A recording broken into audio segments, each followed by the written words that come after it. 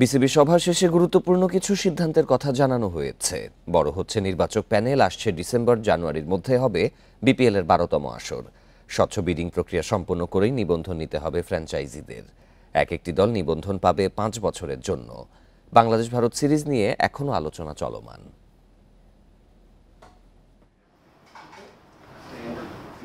বিসিবির রেকর্ড করা সভা 6.5 ঘন্টা আলোচনা চলে নানা ইস্যুতে, যেখানে এসেছে একাধিক সিদ্ধান্ত। অবকাঠামো ও জেলাভিত্তিক ক্রিকেটে সবচেয়ে বেশি পদক্ষেপ নেওয়া হয়েছে। দ্রুত মাঠ বৃদ্ধি ও লিগ চালুর সিদ্ধান্ত নেওয়া হয়েছে। একটা কম্প্রিহেন্সিভ যা যা সাপোর্ট দরকার সব কিছু আমরা ওখানে করব এবং সেটার কাজ দ্রুত আমরা শুরু করে দেব। আর ওই মাঠের উন্নয়ন সেটা করব এবং পরবর্তী হয়তো স্টেজ 2 স্টেডিয়ামের দিকে আমরা আগাবো আস্তে আস্তে। বিপিএল নিয়ে সবচেয়ে বেশি প্রশ্ন হয়েছে দল নির্বাচনের সতর্কতা। দেশের বাইরের ফ্র্যাঞ্চাইজি নেয়া 5 বছরের জন্য দল দেওয়ার সিদ্ধান্ত এসেছে সভাতে। বললাম যে 10টা টিম, কিন্তু 10টা টিম আমরা প্রপার টিম পেলাম না।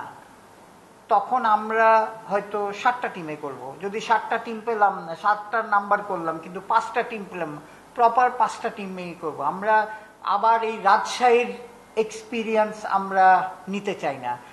আগস্টে বাংলাদেশে আসার কথা ভারতের, তবে এখনো সবুজ সংকেত দেয়নি ভারতীয় বোর্ড। পিছিয়ে যাওয়ার শঙ্কা বেশি।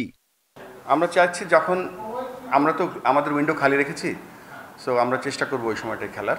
তবে এখানে আলোচনা এর বেশি কিছু বলতে পারছি না, কেননা তবে they are very professional and they are very cooperative.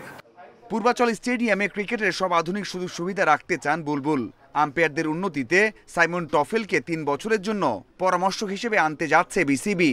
ক্রিকেটারদের উৎসাহ বাড়াতে হবে অ্যাওয়ার্ড নাইট। একটা হাই পারফরমেন্স সেন্টার করতে যাচ্ছি।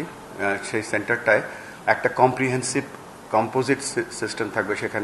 সেখানে ইনডোর আউটডোর ফ্যাসিলিটি থাকবে, সেখানে রেসিডেন্সিয়াল শিফট থাকবে, সেখানে সব ধরনের থেরাপি সিস্টেম থাকবে। নির্বাচনের দিনক্ষণ ও গঠনতন্ত্র পরিবর্তন করা হবে কিনা সে বিষয়ে কিছু বলতে চাননি নতুন সভাপতি। Mazharul Islam, independent news.